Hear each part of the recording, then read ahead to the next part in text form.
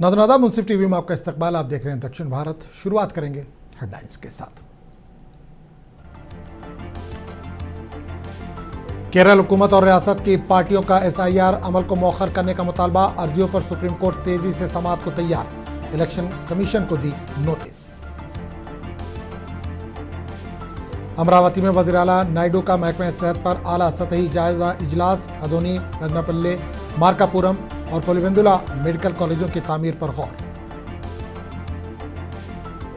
वज़ीर आला रेवंत रेड्डी केटीआर का संगीन इल्जाम। बीआरएस कायद ने कहा 9000 एकड़ सनती अराजी घपले में मुलव्विस हैं चीफ मिनिस्टर।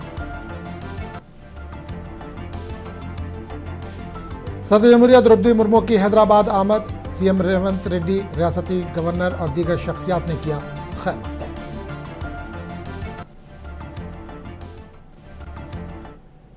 और अब खबरों की तफसील। केरला के लिए बड़ी खबर है। केरला हुकूमत सीपीआईएम के स्टेट सेक्रेटरी और आईयूएमएल की दरख्वास्तों पर सुप्रीम कोर्ट ने जुमे को इलेक्शन कमीशन ऑफ इंडिया को नोटिस जारी किया है।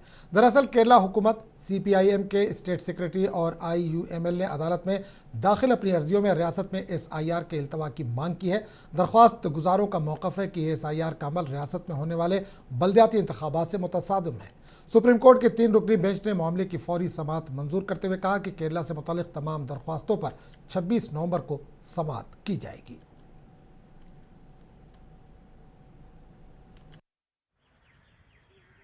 On the petition challenging SIR of Kerala State, the Supreme Court has issued notice to the Election Commission and has listed the case for hearing on Wednesday, 26th. Now, Supreme Court has said that Kerala is a separate case because of the fact that local body elections are happening in the state of Kerala. So that was our case also, because both cannot happen simultaneously. So therefore, this process of SIR has to be deferred after the local body elections are concluded in the state of Kerala. So for purpose of that particular interim order only, Supreme Court has kept the case for 26th, that is Wednesday. And only the Kerala cases are listed for Wednesday, 26th. On the petition challenging SIR of Kerala,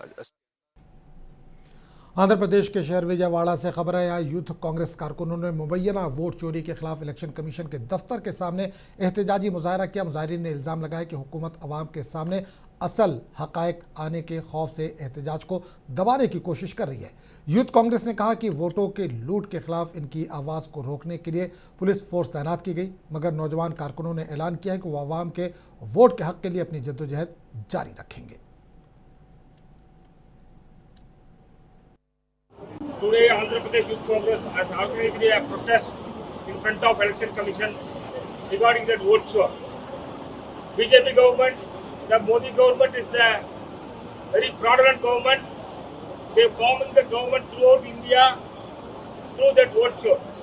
Our leader, future of India, Rahul Ji, explained very well, detailed about that vote shows which was happened in Karnataka, which was happened in Haryana. Now it was established in Bihar also. So we have doubt that in Andhra Pradesh also the same thing was happened. Wherever that BJP's alliance government forming throughout India, in that state, vote chori is happening. So Indian Youth Congress decided to have a protest throughout the nation under the leadership of IOC President Uday Banuji, the guidance of IOC in charge, Manish Sharma ji. Today we organize this protest. For this protest, our APCC working president Baswan Wali ji, who is the senior leader of Andhra Pradesh, he was former Youth Congress town leader, IOC General Secretary. He also came. Today we are going to protest. We are going to block the Election Commission of Andhra Pradesh. और अमरावती से खबर है। वज़ीर आला चंद्रबाबू नायडू ने आज secretariat में महकमे सेहत का जायज़ा इजलास मुनक़िद किया, जिसमें कुप्पम में जारी संजीवनी प्रोजेक्ट पर पेशरफ्त ज़ेर गौर रही और यूनिवर्सल हेल्थ स्कीम पर तफसीली गौर व खौस किया गया। इस अहम मीटिंग में महकमे सेहत के हुक्काम ने बताया कि संजीवनी स्कीम को जनवरी से ज़िला चित्तूर में शुरू किया जाएगा, जिसके बाद इसे रियासत भर में मरहलेवार तोसी देने की मनसूबाबंदी जारी है। वज़ीर आला ने पहले मरहले में अदोनी, मदनापल्ले, मार्कापुरम और पुलिवेंदुला में मेडिकल कॉलेज के तामीरी उमूर का भी जायजा लिया। हुकूमत इन तालीमी इदारों और मेडिकल एजुकेशन को PPP मॉडल के तहत कायम करने का मंसूबा रखती है।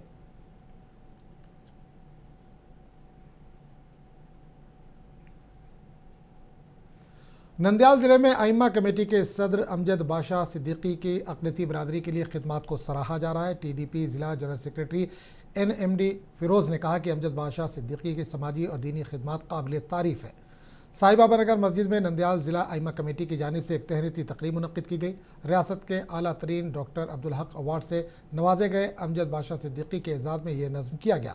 तकरीब में मेहमान खुसूसी के तौर पर TDP ज़िला जनरल सेक्रेटरी NMD फ़िरोज़, रियासती माइनॉरिटी कॉरपोरेशन के डायरेक्टर मुनीर खलील, आइम्मा कमेटी से मुंसलिक मजहबी रहनुमा और उर्दू कॉलेज प्रिंसिपल करीमुल्लाह के साथ कई मौज़ी शख्सियात ने शिरकत की।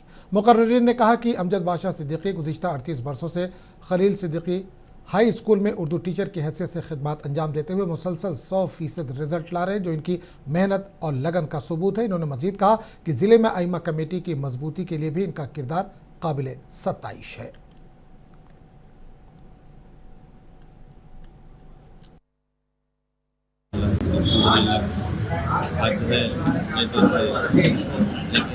जो अवार्ड मुझे दिया गया है, इस अवार्ड के पूरी जो भी कार्रवाई है, जो भी हमारी खिदमतें हैं, हमारे जनाब हाजी रमज़ी फारूक साहब ने हमारी खिदमतों का सिला तमाम चीज़ें देखकर चंद्रबाबू नायडू साहब के सामने पूरी वजाहत के साथ खिदमतों को वाज़ेह किया और सुनाया, बताया। इसके बाद जितनी भी लोग करे थे उसमें मैं 38 ईयर से खिदमत कर रहा हूँ। 10 क्लास में बच्चे भी मेरे सब्जेक्ट चेयर से पास किए हैं। सोशल सर्विस एक्टिविटीज़ उलमा के सामने खिदमत करता आया हूँ। ये तमाम चीज़ों को मद्देनजर रखते हुए हमारे हाजी रमज़ी फारूक साहब ने जनाब CM साहब के हाथों से मुझे जो डिस्ट्रिक्ट अवार्ड, कौमी अवार्ड अब्दुल्ला अवार्ड दिया गया है, मैं हमारे जनाब CM साहब का चंद्रबाबू नायडू साहब का और एजुकेशन मिनिस्टर मोदी साहब का और जनाब हाजी रमज़ी फारूक साहब दावत बरकातुहू का इन सब का दिल से शुक्रिया अदा करता हूँ और दुआ करता हूँ कि अल्लाह तबारक व तआला हमारे हाजी रमज़ी फारूक साहब की उम्र में बरकत अता फरमा दे और उनके नौजवान जो शेर हैं, उभरते हुए शेर हैं, इनको भी खिदमत करते हुए और भी आगे तरक्यात करने के अल्लाह इनको भी तौफीक नसीब फरमा दे। हम भी इनके साथ मिलजुल कर खिदमत करने की, कौम की समाजी रफाई खिदमतें जो भी खिदमतें करते हैं इन खिदमतों करने की अल्लाह तौफीक नसीब फरमा दे। आमीन। शुक्रिया सबका का शुक्रिया अदा करता हूँ। आज हमारे अमजद मौलाना साहब को बेस्ट टीचर अवार्ड मिला। हमारे अब्दुल हक का बेस्ट टीचर अवार्ड वो स्टेट में क्यों मिलता, ये साल हमारे अमजद मौलाना को मिला। मैं अमजद मौलाना का शुक्रिया अदा करता हूँ, हमारे चंद्रबाबू नायडू साहब का और फारूक साहब का, क्योंकि हमारे नंदियाल के हमारे अमजद मौलाना जो 40 साल से जो हमारे। और नाज़रीन, दुबई से इस वक्त बड़ी खबर आ रही है। दुबई में एक एयर शो जारी था जिस दौरान एक लड़ाका तैयारा हादसे का शिकार हो गया। बड़ी खबर इस वक्त दुबई से आ रही है। एयर शो के दौरान उड़ान भरने वाला हिंदुस्तानी लड़ाका तेजस अचानक गिरकर तबाह हो गया। बताया जाता है कि हादसा हिंदुस्तानी वक्त के मुताबिक 2:10 पर पेश आया। इब्तिदाई इतलात के मुताबिक ये वाज़ेह नहीं हो सका कि तैयारे से पायलट बाहर निकला या नहीं। जैसे ही तैयारा गिरकर तबाह हुआ, धुएं के गहरे बादल वहां पर उठते देखे गए।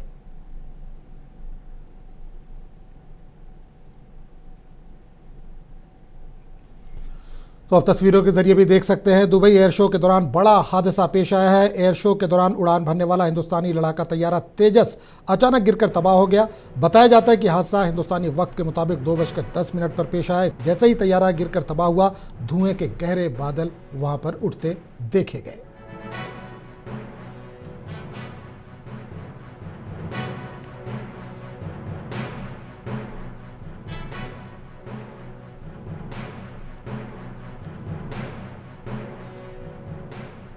वैएसआर कड़पा ज़िले से खबर है। MLA नंदयाल वर्धा राजूला रेड्डी की हिदायत पर आज मुतअद्दिद तरक्याती कामों का आगाज़ किया गया। कोटापल्ली पंचायत के सरपंच ने यहां तामीराती कामों का जायजा लेते हुए खुद निगरानी की। रिलायंस पेट्रोल पंप के करीब दोनों जानिब 250 मीटर रोड बनाई जा रही है और टीचर्स कॉलोनी में 200 मीटर ड्रेनेज लाइन भी तामीर की जा रही है। इन्होंने तमाम तरक्याती कामों और अवामी सहूलियात में बेहतरी के लिए मज़ीद इक़दाम का यकीन दिलाया।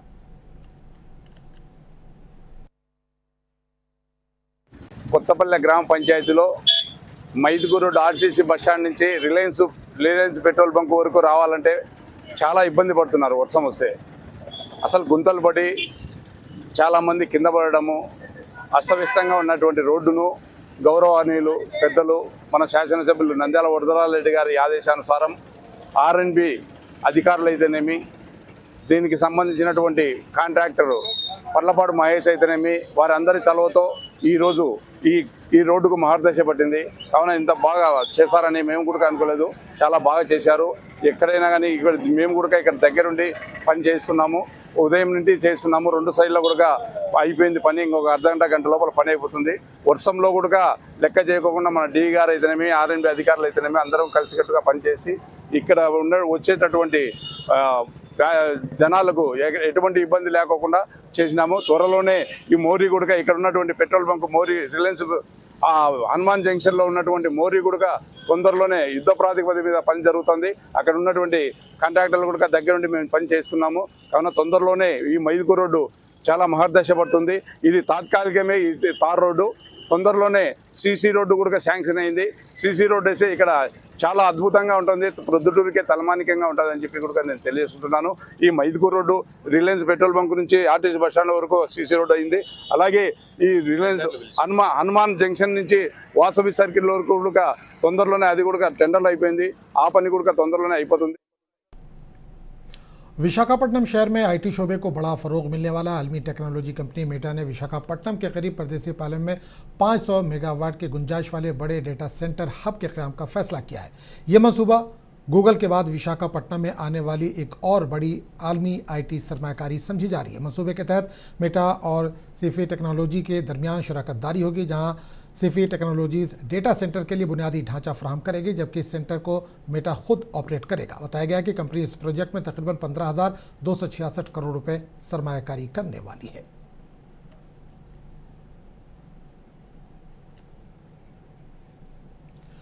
सदर जमहूरिया द्रौपदी मुर्मू ने जुमे की सुबह तिरुमला में वाक़ मशहूर मंदिरों में खुसूसी दर्शन किए। सदर मुर्मू पद्मावती रेस्ट हाउस से रवाना होकर पहले रिवायती तौर पर श्री भूरिहा स्वामी के दर्शन के लिए पहुंची। इसके बाद पुजारियों के हमराह मरकजी मंदिर में दाखिल हुई और झंडे के सुतून के पास अपनी पूजा अदा की।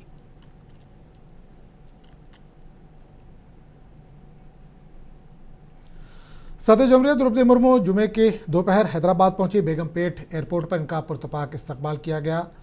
गवर्नर, वज़ीर आला और मरकज़ी वज़ीर जी किशन रेड्डी, रियासती वज़ीर Poonam Prabhakar, GHMC mayor Vijaya Lakshmi, chief secretary Krishna Rao, DGP Shivadhar Reddy और दीगर आला हुक्काम ने सदर जमहूरिया का खैर मकदम किया। सदर मुर्मू आज राष्ट्रपति निलय में भारतीय कला महोत्सव 2025 का इफ्तिताह करेंगे, जिसमें गुजरात, महाराष्ट्र, राजस्थान, गोवा, दादर नगर हवेली और दमन और दीव की सकाफत, खानों और फ़नून का खुसूसी मुजाहरा शामिल है।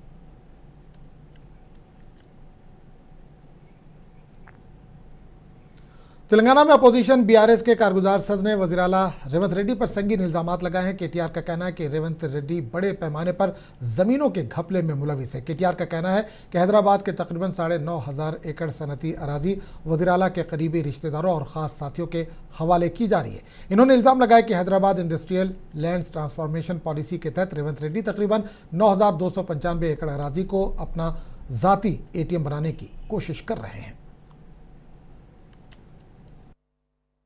10 years when we were in government, we got multiple such recommendations.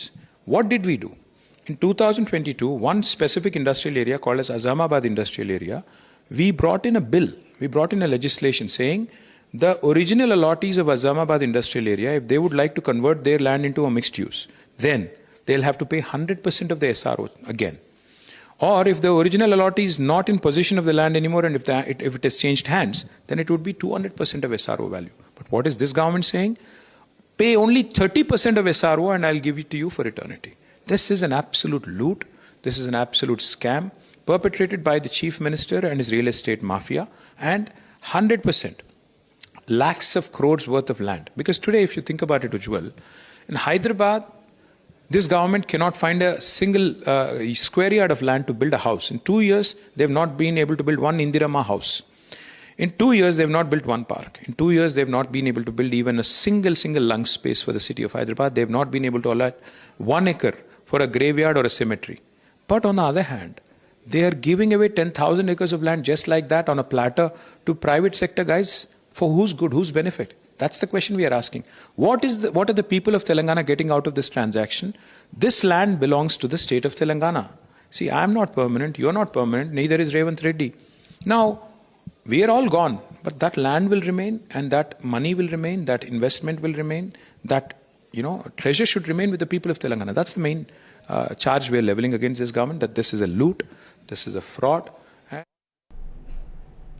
Telangana जागृति की सदके कविता ने जन्म बाटा प्रोग्राम के तहत रंगारेड्डी ज़िले के मुख्तलिफ इलाकों का दौरा किया। इस दौरान कविता मशहूर दरगाह हज़रत जहांगीर पीरा पहुंची, जहां इन्होंने हाज़िरी दी और अपनी जानिब से चादर का नजराना पेश किया। इस मौके पर मीडिया नुमाइंदों से गुफ्तगू करते हुए कविता ने कहा कि दरगाह जहांगीर पीरा रूहानी मरकज़ है, यहां आने वाला हर शख्स यकीन और उम्मीद की नई रोशनी हासिल करता है। इन्होंने कहा कि जन्म बाटा प्रोग्राम के दौरान अवामी मसाइल को बराह रास्त सुनने और उनके हल के लिए की जाने वाली काविशों की कामयाबी और रियासत में अमन अमान के इस्तेहकाम और तरक्की के लिए दरगाह शरीफ में खुसूसी दुआ की गई।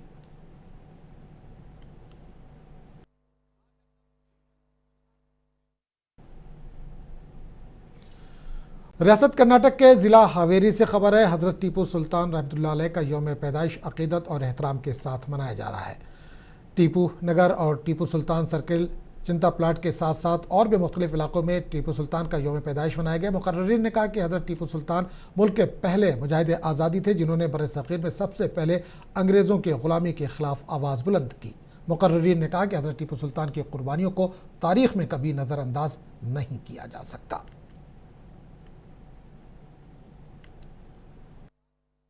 जन्मदिन है टीपू सुल्तान का। टीपू अंग्रेजों के खिलाफ अपनी आवाज़ उठाए, खुद राजा जंग करे, जो इतिहास है। आज शहर एरिकुर में टीपू नगर क्रॉस में हज़रत टीपू सुल्तान का जन्मदिन मनाया गया। इसमें सारे नौजवान मिलकर और गाँव के लोग मिलकर सब हज़रत के साथ खातिरा बनी की गई और इसमें शिकनी भी तकसीम किया गया।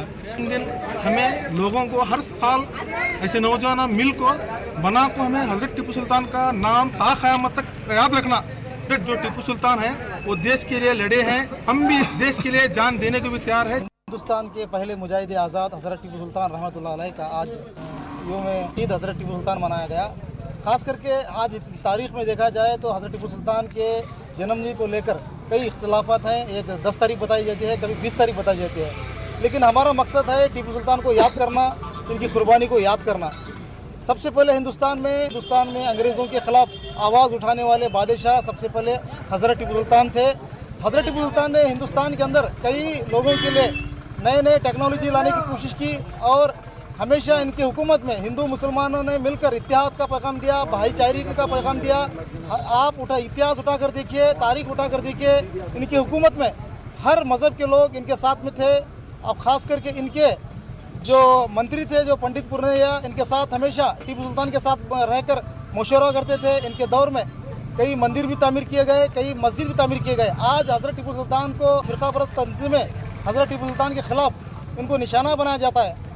आप तारीख़ को कभी हम नहीं मिटा सकते। आप देख सकते हैं कि तारीख़ गवाह है कि हज़रत टीपू सुल्तान ने हमेशा अमन और भाईचारे का पैगाम दिया है। हिंदुस्तान में सबसे पहले टीपू सुल्तान ने अंग्रेज़ों के ख़िलाफ़ आवाज़ उठाने वाले बादशाह थे। तो हम यहाँ पर कर्नाटक में हुकूमत ने हज़रत टीपू सुल्तान की जयंती को लेकर सरकारी प्रोग्राम बनाया, लेकिन सियासी पार्टियां ने सिर्फ मुसलमानों को टीपू सुल्तान के लेकर नाम से लेकर सियासत की गई, लेकिन ये सरकारी प्रोग्राम को मनसूख किया गया, ख़त्म किया गया। आज लोगों को टीपू सुल्तान के प्रोग्राम को सरकार बनाने की ज़रूरत नहीं है, हम बनाना चाहिए, हिंदुस्तान के हर आवाम बनाना चाहिए। टीपू सुल्तान अपनी जान माल के लिए कुर्बानी दी है। टीपू सुल्तान के तारीख़ को हम नौजवानों में पहुंचाने की ज़रूरत है, आवाम के बीच में पहुंचाने की ज़रूरत है, ताकि टीपू सुल्तान के तालीमात हर आवाम को मालूम हो सके। अब आज यहाँ हीरे-किरूर में तमाम नौजवानों ने। तमिलनाडु में लिसानी सियासत एक बार फिर गर्म हो गई। रियासत के नए वज़ीर आला उदयनिधि स्टालिन ने संस्कृत को मुर्दा ज़बान करार देते हुए इल्ज़ाम किया कि मरकज़ी हुकूमत जानबूझकर तमिल ज़बान को नज़रअंदाज करी। उनके इस बयान पर भारतीय जनता पार्टी ने सख्त रद्दअमल ज़ाहिर करते हुए इसे रिवायत की तौहीन करार दिया। बीजेपी रहनुमाओं का कहना है कि संस्कृत हिंदुस्तान की कदीम तहजीबी बुनियाद है और इसे मुर्दा कहना नाकाबिले कबूल है।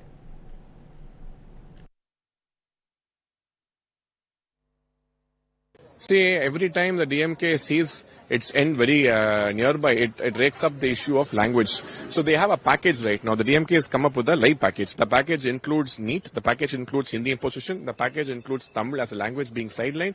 The package also now the new addition to the package is delimitation. And now again, see, they've gone back to the roots of talking about Sanskrit being promoted and Tamil being sidelined, which is not new. They've been doing this always. When the DMK was in power for several years, enjoying their partnership with the Congress, they never worried about the amount of money which was being dispersed. Now when Narendra Modi is in power, Tamil is being empowered, Tamil is being spoken about, whether it's the UN or Australia, wherever the Prime Minister visits, he speaks about the greatness of Tamil. Even 2 days back, he was expressing his that the sorrow that he was unable to learn Tamil at a very young age. So, commenting on a Prime Minister who... Hyderabad में Telangana north east connect film festival का आगाज़ कर दिया गया। रियासत के governor Jishnu Dev Verma ने आज इस इवेंट का इफ्तिताह किया। इस मौके पर रियासती वजीर सिनेमाटोग्राफी कोमट रेड्डी वेंकट रेड्डी और एफडीसी चेयरमैन दिल राजू भी मौजूद थे। प्रोग्राम का आगाज़ प्रसाद आईमैक्स में हुआ, जहां गवर्नर और रियासती वजीर ने मीडिया सेंटर और फिल्म स्क्रीनिंग का इफ्तिताह अंजाम दिया और चंद मिनट तक इफ्तिताही फिल्म का मुशाहिदा भी किया। गवर्नर ने अपने खिताब में कहा कि ये फिल्म फेस्टिवल सिर्फ सकाफती तबादला ही नहीं बल्कि तेलंगाना और शुमाल मशरक़ी रियासतों के दरमियान सकाफत, सेहत, IT, women empowerment, creative arts और यूथ इंगेजमेंट जैसे शोबों में नए ताउन का प्लेटफॉर्म है।